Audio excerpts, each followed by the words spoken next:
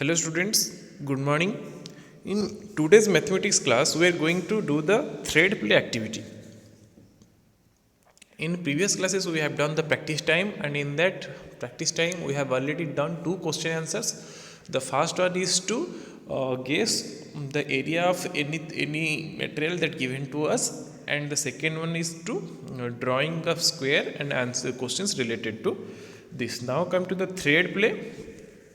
So take a 15 centimeter long thread, make different shapes by joining its ends on this sheet. So you have to take a 15 centimeter long thread.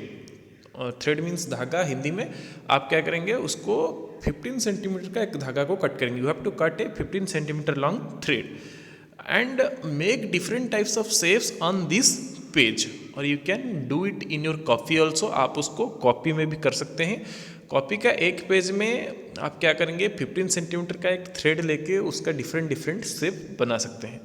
उसके बाद उसका area calculate करेंगे या फिर जो भी questions हमको पूछा गया है उसका सल्यूशन निकालेंगे. जैसे कि ये एक मेरा थ्रेड है, तो इसमें मेरे ये सपोज ये है मेरा सीट. मैं इस पर क्या करूँगा, डिफरेंट शेप ड्रॉ करूँगा. सपोज मैंने एक ऐसा शेप ड्रॉ किया, तो इसका एरिया कितना होगा आपको कैलकुलेट करना है. क्योंकि एरिया कैसे कैलकुलेट करना है बॉक्स को लेके ये हम पहले पढ़ चुके हैं. तो आप क्या करेंगे, ऐसे डिफरेंट शेप बनाएंगे और शेप के ऊपर उसका एरिया भी कैलकुलेट करके लिखेंगे.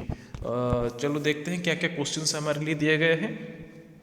Which shape has the biggest area and how much, what is the perimeter of this shape. तो आपको क्या करना है, 15 सेंटीमीटर लॉन्ग का धागा लेके ऐसे ही डिफरेंट शेप बनाने हैं और सबका एरिया कैलकुलेट करना है. और कौन सा एरिया सबसे बड़ा है, which shape has the biggest area, जिसका बिगेस्ट एरिया है आप A B C करके लिखेंगे. एंड हाउ मच, और उसका एरिया कितना है वो भी लिखेंगे. What is the perimeter of this shape, और उसका पेरीमीटर कितना होगा. ये एक मज़ेदार क्वेश्चन है कि इसका पेरीमीटर कितना हो सकता है. यहाँ पे हम 15 सेंटीमीटर लॉन्ग का धागा लिए हैं, तो हम जितना भी शेप ड्रॉ करेंगे सबका पेरीमीटर आएगा 15 सेंटीमीटर. ओके, सबका पेरीमीटर अगर हम एंड टू एंड ज्वाइन करके शेप्स बना रहे हैं तो हर एक शेप का पेरीमीटर आएगा 15 centimetre. So it is the very good question. Which shape has the smallest area, how much, what is the perimeter of that shape. And you have to also write down the smallest area. Okay, which shape has the smallest area and how much. Okay, and what is the perimeter of this shape. The perimeter of this shape is also 15 centimeters. Also make a triangle, a square, a rectangle and a circle. Find which shape has the biggest area and which has the smallest. उसी धागे को लेके आपको क्या करना है ना, एक रेक्टेंगल, एक स्क्वायर, एक ट्रायंगल और एक सर्कल भी ड्रॉ करने हैं और दिखाना है उसमें कौन सा स्मॉलेस्ट है और कौन सा बिगेस्ट है.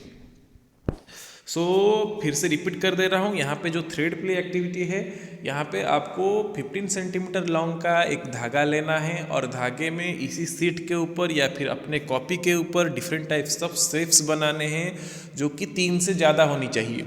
और 3 से ज़्यादा होने के बाद हम क्या करेंगे, सबका एरिया निकालेंगे बॉक्स कैलकुलेट करके, बॉक्स को काउंट करके, और उसके ऊपर उसका एरिया भी लिखेंगे. उसके बाद कौन सा शेप का एरिया ज़्यादा हुआ और कौन सा शेप का एरिया कम हुआ ये लिखेंगे और दोनों का पेरीमीटर भी लिखेंगे. नाउ कम टू नंबर और another topic, shape the birds. You can open the page number 156, and in the 156 there is activity for you, shape the birds. You can look a picture given to you in the middle of the page. There are two beautiful lakes near a village. People come for boating and picnics in both the lakes. The village panchayat is worried that with the noise of the boats the birds will stop coming. The panchayat wants motorboats in only one lake. The other lake will be saved for the birds to make their nests. तो यहाँ पे आप देख रहे हैं एक गांव में 2 लेक्स थे और जिसमें बहुत सारे लोग पिकनिक और बोटिंग के लिए आते थे. तो उसमें जो गांव वाले थे उनको ये डर लगा कि बोट की साउंड से जो पंछियाँ हैं या फिर जो भी बर्ड्स हैं उनके लिए खतरनाक हो सकते हैं. तो वो गांव की जो पंचायत है वो डिसीजन लिया कि एक बोट में बोटिंग एक लेक में बोटिंग और पिकनिक के लिए सुविधा दिया जाएगा, और दूसरा लेक जो है वो छोड़ दिया जाएगा किसके लिए ना, बर्ड्स के लिए नेस्ट बनाने के लिए। So the panchayat wants motor boats in only one lake, the other lake will be saved for the birds to make their nests. So यहाँ पे आप देख रहे हैं पेज के बीच में दो लेक्स दिए हुए हैं ए और बी के नाम से, हमें उसका एरिया और पेरीमीटर निकालना है। अच्छा जैसे हम मैप में स्केल पढ़े थे, यहाँ पे आप देख रहे हैं 1 centimetre on this drawing is equal to 1 kilometre on the ground. जो ड्राइंग यहाँ पे 1 सेंटीमीटर है वो एक्चुअल ग्राउंड में 1 किलोमीटर है। How many centimetre is the length of the boundary of lake A in the drawing, use thread to find out. यहाँ पे जो बाउंड्री ए का बाउंड्री है और बी का बाउंड्री है, तो ए का जो बाउंड्री है उसका लेंथ कितना है, what is the length of the boundary of the lake A. तो इसको कैलकुलेट करने के लिए हम स्केल इस्तेमाल नहीं कर सकते हैं क्योंकि ये जिगजैग है यानी टेढ़ा है। तो इसके लिए हम क्या करेंगे ना, जो 15 सेंटीमीटर का हम लोगों ने कट किया था धागा, उसी के यूज से हम क्या करेंगे ना, पूरा इसके ऊपर ऐसे ऐसे रखते जाएंगे। धागा को क्या करेंगे हम प्लेस करते जाएंगे इसके बाउंड्री के ऊपर, यहाँ पे ऐसे ऐसे प्लेस करते जाएंगे बाउंड्री के ऊपर ऊपर, और जहाँ पे फिनिश होगा वहाँ पे धागा पे मार्क देंगे और पूरा धागा को जितना हुआ स्केल के ऊपर रख के मेजर करेंगे। मैंने एक धागा ले लूँगा बड़ा सा, पूरा बाउंड्री के ऊपर रखूँगा, जहाँ पे बाउंड्री ख़त्म हुआ धागे के ऊपर वहाँ पे मार्क देना है, और वहाँ मार्क तक धागा कितना सेंटीमीटर लंबा है उसको स्केल से मेजर करना है। तो ऐसे ही हम क्या कर सकते हैं, उसका लेंथ ऑफ द बाउंड्री निकाल सकते हैं। So what is the length of the boundary of the lake B, B का भी वैसे ही निकालेंगे। पूरे धागा को लेके क्या करेंगे, बाउंड्री के ऊपर ऊपर रख के उसका लेंथ निकालेंगे, फिर धागा का लेंथ स्केल से निकालेंगे। How many kilometres long in the actual boundary of lake A. अच्छा, हाउ मेनी किलोमीटर्स, वहाँ पे नंबर ए नंबर बी में हमें सेंटीमीटर में लिखना है, नंबर सी पे आते आते हमको किलोमीटर में आ जाना है। क्यों, क्योंकि पूछा गया है how many kilometres long is the actual boundary of lake A.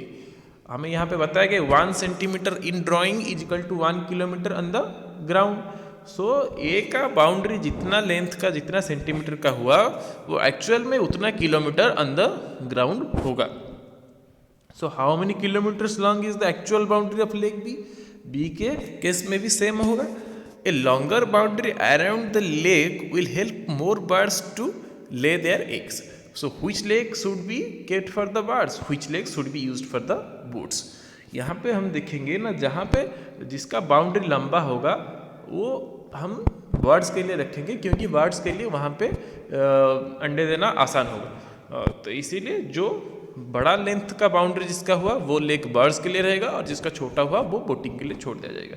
तो आपको डिसाइड करना है कौन सा लेक का हम बोटिंग के लिए छोड़ेंगे और कौन सा लेक हमें बर्ड्स के लिए सेव रखना है। सो आप आज क्या करेंगे ना, ये दोनों एक्टिविटी करेंगे, और दोनों एक्टिविटी करके उसका कॉपी आप ग्रुप में सेंड करेंगे। अगर आपका कोई भी डाउट हुआ तो आप मुझसे कॉल या फ़ोन के थ्रू मैसेज के थ्रू पूछ सकते हैं। So thank you and have a nice day.